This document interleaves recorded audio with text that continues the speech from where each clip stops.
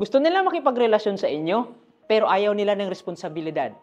Ayaw nila ng responsibility na kung sakali man na may mangyari at may kinalabasan, ang iba tumatakbo. Hindi lahat, but may mga tao na hindi nila kayang panindigan yung ginawa nila sa inyo. Kasi masyado pa kayong bata. You are 17, 16. Saka makakita ng matured na lalaking ganyan? Meron siguro iilan. But most of the time, immature pa yan. Kaya marami na mo problema na nag-asawa ng maaga, it is because ang asawa nila, umaasa pa sa magulang nila. Na kahit gatas ng anak nila, sa magulang iaasa. Yung tipo bang sa halip maghanap na ng trabaho, anong meron? Nandun pa sa bahay. Laga Emel. Nandun sa barkada, nag-iinuman sila. Hindi ko sinasabi lahat ganyan.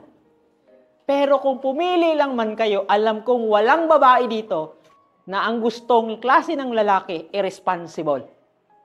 Lahat kayong mga babae, what? Ang gusto nyo is what? Responsable or responsible.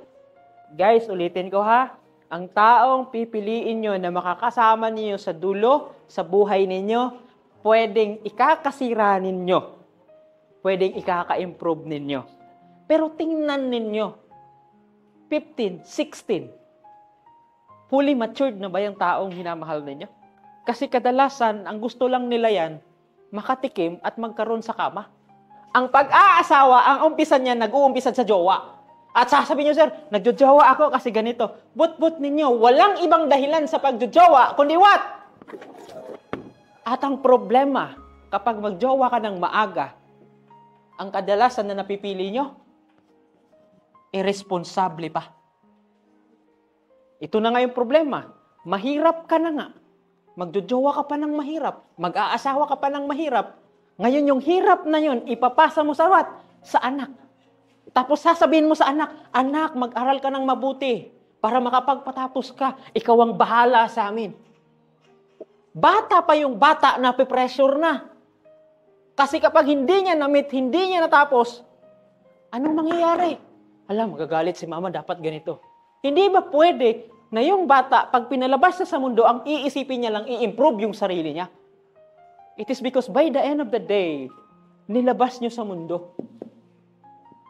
Ang problema, mahirap na tayo, halos hindi pa makakain ng 3. Dadagdag pa ba kayo? Kaya marami na mo problema na nag-asawa ng maaga, it is because ang asawa nila, umaasa pa sa magulang nila. Na kahit gatas ng anak nila, sa magulang iaasa. Hindi ko sinasabi lahat ganyan.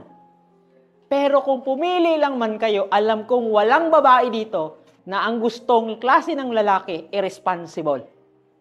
Lahat kayong mga babae, what? Ang gusto nyo is what? Responsable or responsible.